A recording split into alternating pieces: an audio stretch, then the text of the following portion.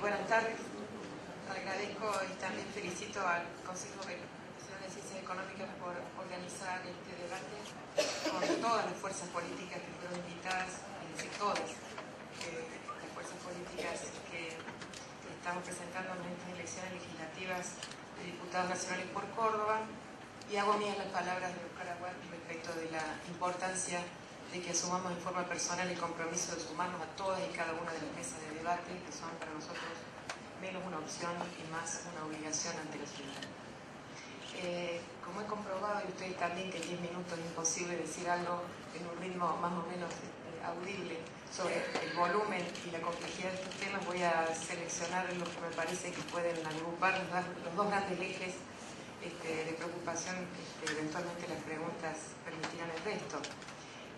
Uno, el tema de los sistemas de control, en que voy a ser breve, porque gracias a estar opinando en el quinto lugar puedo decir en cuántas cosas coincido de las que ya se han opinado. Y otra respecto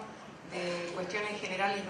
acerca del régimen tributario de nuestro país, el régimen tributario vigente, y en particular sobre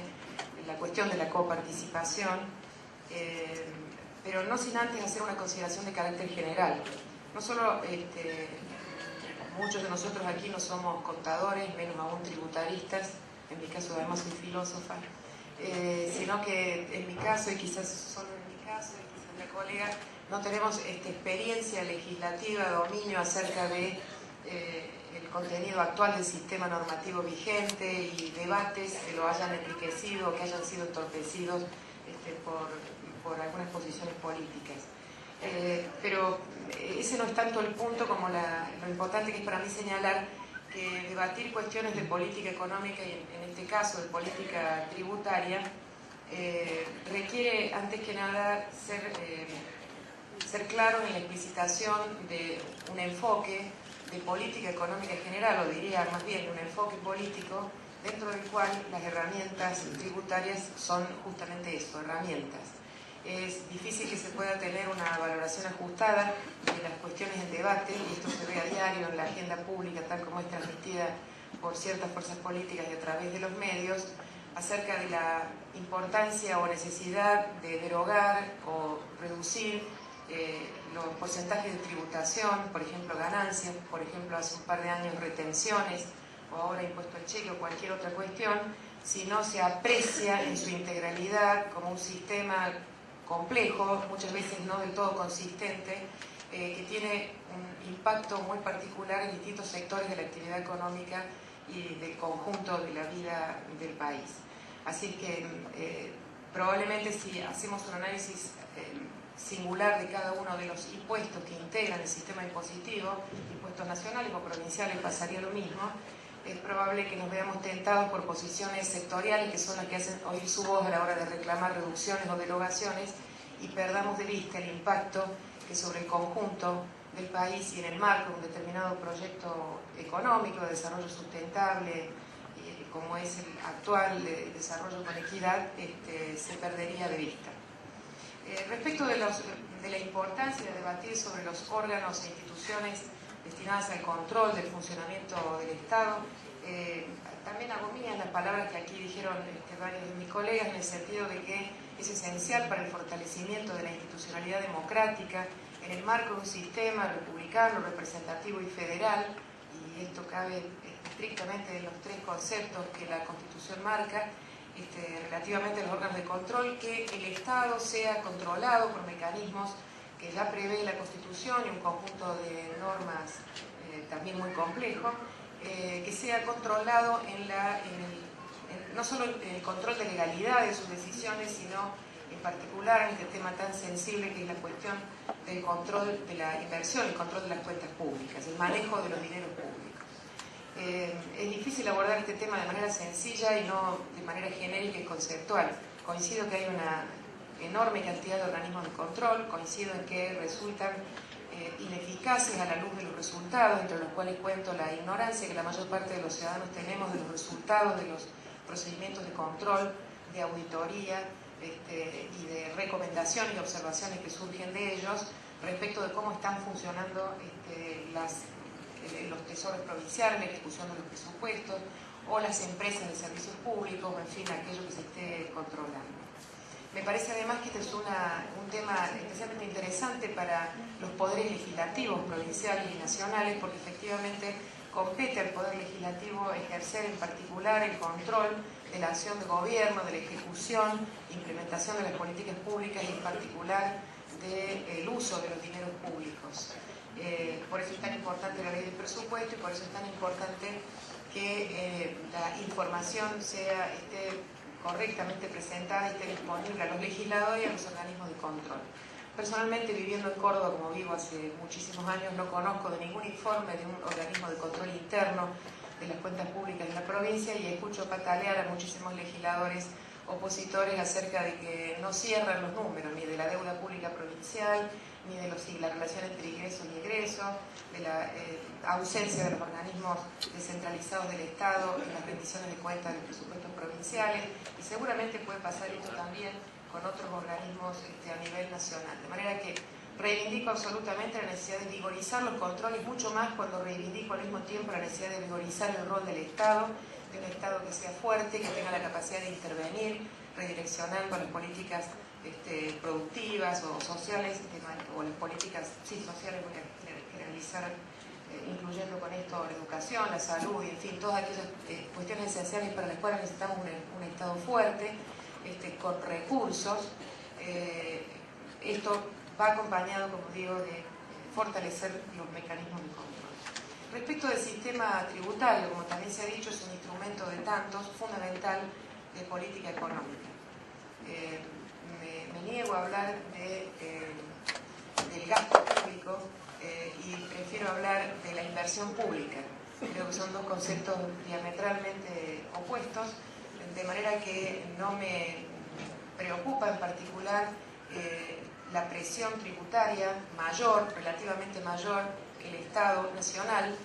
en estos años ha podido ir generando. Lo que se llama presión tributaria nunca parece defendible, digamos, pero el hecho del poder mayor recaudatorio, la mayor eficiencia y capacidad recaudatoria del Estado Nacional, que ha incrementado la capacidad del Estado Nacional justamente de desarrollar políticas activas capaces de cambiar el diseño de un país completamente desarticulado, donde el Estado había desaparecido, las empresas públicas habían sido rifadas y habíamos quedado entregados en manos del mercado, básicamente ocupados por empresas que no reinvertían en el país, no generaban empleo y todo esto lo que ya sabemos. Un sistema tributario fuerte por parte del Estado Nacional, sin embargo, tiene que ser un sistema que, como también se dijo, no afecte a la producción, no afecte a las políticas de promoción de la inversión, no comprometa la rentabilidad del sector productivo y sea, por lo tanto, capaz de activar la economía dentro de un proyecto estratégico que deberá definir su matriz productiva, etc. De manera que no es bastante evidente por qué no hay que defender la derogación del impuesto a las ganancias o por qué la discusión sobre la vigencia del impuesto al cheque. Yo no tengo muchas cosas técnicas específicas que decir, pero está claro que es uno de tantos impuestos a la riqueza, de manera y que tiene un relativamente escaso impacto en el volumen total de lo recaudado, o por ejemplo, sobre todo defender los derechos a la exportación, las retenciones agropecuarias, que sabemos que no fueron, no han sido incrementos que han contribuido de manera tan importante al fisco solo con objetivos recaudatorios, sino con objetivos extrafiscales positivos de preservación del mercado interno, no afectando la rentabilidad extraordinaria de la producción sojera y eventualmente reorientando la producción agropecuaria con retenciones que segmentan los sectores productivos de una manera de no perjudicar o atender las características regionales o particulares de la producción agropecuaria de que se trate, lechera, en fin, de otros granos, no sojera. 30 segundos. Desaliente este modelo de desarrollo de monocultivo intensivo de alta tecnología, poca capacidad de absorción de mano de obra, etcétera, etcétera, y tanto daño ambiental que ya conocemos. Por esto es que defiendo la existencia de las retenciones agropecuarias, las que por lo demás existen hace mucho tiempo y son practicadas por muchos países exactamente con el mismo objetivo distributivo, para defender la necesidad de la reforma del sistema integral del sistema tributario argentino, me llevaría un rato de tiempo, pero todos coincidiríamos, y es fácil coincidir, en que debería ser más equitativo y menos regresivo, pero todos también estarán de acuerdo en coincidir que se trata de un debate de una enorme complejidad que requiere casi tantos consensos políticos como debatir una reforma de la Constitución. Son tantas las normas y tanto el impacto de estos temas que se dice fácil,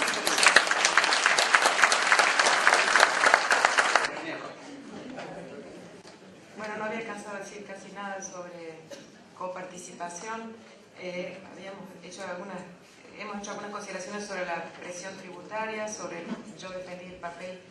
del Estado como un Estado no meramente regulatorio, de control, sino con una capacidad de promover o de orientar el desarrollo productivo. Por lo tanto, defiendo que a condición de que sean orientados con ese fin,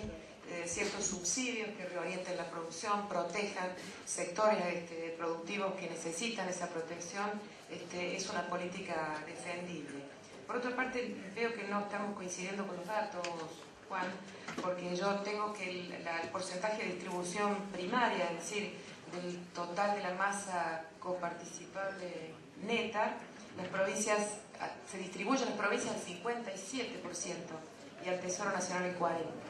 Me parece que dijiste un número. Porque no incluye retención, simplemente por eso. Pues no se incluyen retenciones que el Estado Nacional no coparticipa. Esto es distribución primaria. Claro, pero porque son derechos. No teníamos previsto el diálogo, así que... No, pero así aprendemos, yo también. Pero digamos, los derechos de importación, la exportación son impuestos no coparticipables. Bueno, está bien. Pero digamos, el modo como se calcula, según los distintos pactos fiscales, según la ley de coparticipación, la última que tenemos aprobada, y asumo también, como aquí se ha dicho, que necesitamos urgente una nueva ley de coparticipación. Fija ese porcentaje de distribución. Coincido aquí con Martínez, y es que entendí bien lo que se refería, la propuesta a la que se refería, que luego la distribución secundaria, es decir, los coeficientes de distribución entre las provincias, nuestra provincia está severamente perjudicada con un 4,7%, que merece una redefinición y un criterio para calcular ese coeficiente, con el agregado de que no coincido, que debiera ser meramente devolutivo y debería ser también distributivo, algo que está a la altura de lo que la Constitución Nacional fija en materia de buscar políticas de equidad y de equilibrio y de integración regional. Si las provincias más ricas reclamáramos en proporción a lo que aportamos, las provincias pobres estarían condenadas a ser pobres para siempre. Nosotros queremos vivir en un país